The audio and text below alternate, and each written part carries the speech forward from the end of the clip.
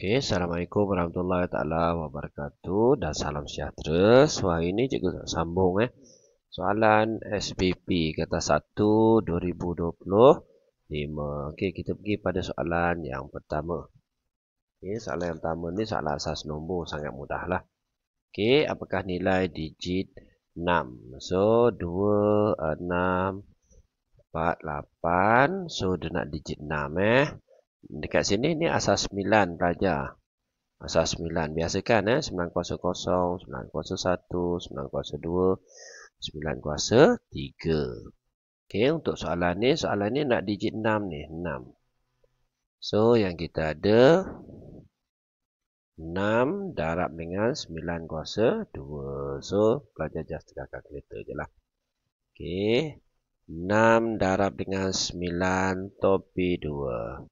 Okey, so 48, 6. Jawapan dia ialah B. Sangat mudah. Okey, kita pergi pada soalan yang kedua. Okey, soalan yang kedua ni, kita ada penambahan asas 7. So, 1, 2, 6, 4. So, kita tambah seperti biasa 3, 5, 6. Cuma dekat sini ni asas 7 ni. Ni asas 7. So, kalau kita buat 4 tambah dengan 6, 10. So, 10 ni mesti ditolak dengan 7. So, kita dapat 3. So, 3 lah kat sini. Naik atas 1. Okey, 6 tambah 1, 7. 7 tambah 5, 12. So, 12 mesti tolak dengan 7. So, kita dapat 5. So, 5 naik 1. So, yang ni tambah seperti biasa. 6 kat sini, 1. So, jawapan dia ialah D. Okey, settle soalan yang kedua. Kita pergi pada soalan yang ketiga.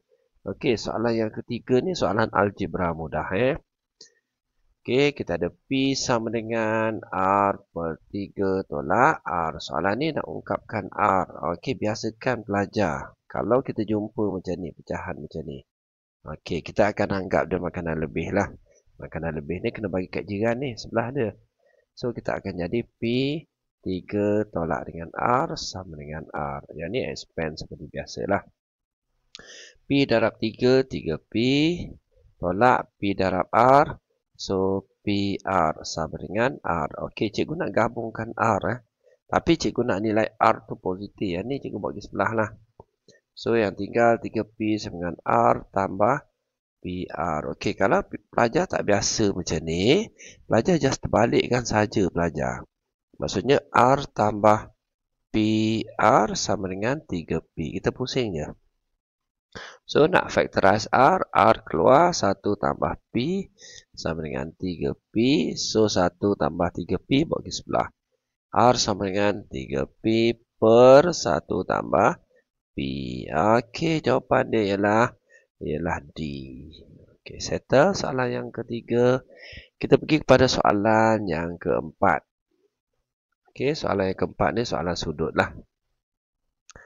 Rajah 1 menunjukkan sebuah pentagon sekata. Okey, PQRST. So, yang ni yang besar ni lah, ni pentagon sekata. QRU ialah garis lurus. Hitung nilai X tambah Y. Okey, pelajar take note kat sini. Kalau kita jumpa macam ni, poligon sekata So, kita kena cari sudut dalam dia lah, sudut dalam dia. Okey, so kita guna formula N tolak 2 darab dengan 180. N ni bilangan sisi kat sini 5. 5 tolak 2 lah 3. 3 darab 180. So, kita akan dapat 540. 540 ni kita bahagi dengan 5 lah. Kita bahagi dengan 5. So, 540 bahagi dengan 5. So, kita akan dapat 108. 108 ni sudut ni sudut luar ni. Sudut dalam ni. Ni 108. Jadi nilai X kita tahulah X sama dengan 180 tolak 108. So kita dapat 72. X 72 settle. Okey, kalau nilai Y ni kat sini pelajar nampak tak segitiga ni? Segitiga sama kaki kat sini. Kat sini dah ada 108. So sudut sini dengan sini mesti sama. Okey, kat sini dengan sini tadi ya 180 tolak 108. So kita dapat 72. 72 ni kena bahagi dengan 2 lah. Okey, 72 bahagi 2. Okey, kita dapat 36. So Y ni 36. So kita just tambah sajalah 36 tambah 72. So 100, 108. Settle soalan yang keempat. Okey, kita pergi pada soalan yang kelima. Okey, tentukan nisbah pelaburan kepada perbelanjaan Faris. Berikan jawapan dalam bentuk yang termudah. Okey, nisbah pelaburan. Okey, pelaburan ni berapa ni? Pelaburan 25%. Okey, kepada perbelanjaan. So, kalau kat sini 25, kat sini 10, 35, kat sini mesti 65 lah. So, 65 lah. Okey. So, tekan kalkulator ni kalau nisbah ni. 25 per dengan 65. Terus kita dapat jawapan. 5/13. 5/13. Okey, settle soalan yang kelima. Kita pergi pada soalan yang keenam. Okey, pelajar soalan yang keenam ni soalan kebarangkalian Okey, sekeping kad dipilih secara rawak dalam sebuah kotak yang mengandungi kad bernombor perdana kurang daripada 20. Okey, kita ada satu kotak macam ni. So ada nombor perdana kurang daripada 20. Kita start dengan 2 lah. 2, 3, 5, 7, 9. 9 bukan. 9 boleh bahagi dengan 3. 11, 13. Okey, 15 bukan, 16 bukan, 17, 19. So ada berapa ni? 3, 6, so ada 8. Hitung kebarangkalian memilih nombor ganjil. So ganjil ada berapa ni? 1, 2, 3, 4, 5, 6, 7. So 7 per dengan 8. Sebab ada satu je nombor genap kat sini. Okey, settle. Seterusnya soalan yang ketujuh. Okey, yang ketujuh ni soalan kongruen ni. Okey, soalan yang kongruen. Okey, kita tulis sikit, counting sikit, kongruen. Apa dia kongruen pelajar? Kongruen ni kongruen. Pelajar tulis sikit bentuk sama, saiz sama. Okey, walaupun kedudukan berbeza. Kedudukan berbeza. Okey, pelajar. Cikgu suka soalan macam ni Bila dapat dua bentuk macam ni, kita label lah. Q ni ialah T ni. Nampak ni? Ni label T. S ni ialah sebelah T lah. S. So, S kat sini. U kat sini. So, kalau dia nak apa ni? Sudut A, S. Angle, side. So, angle. Kita tengok angle kat sini dulu lah. Angle sini. So, angle kat sini mana? RQP. Sudut RQP sama dengan sudut UTS. RQP ataupun PQR.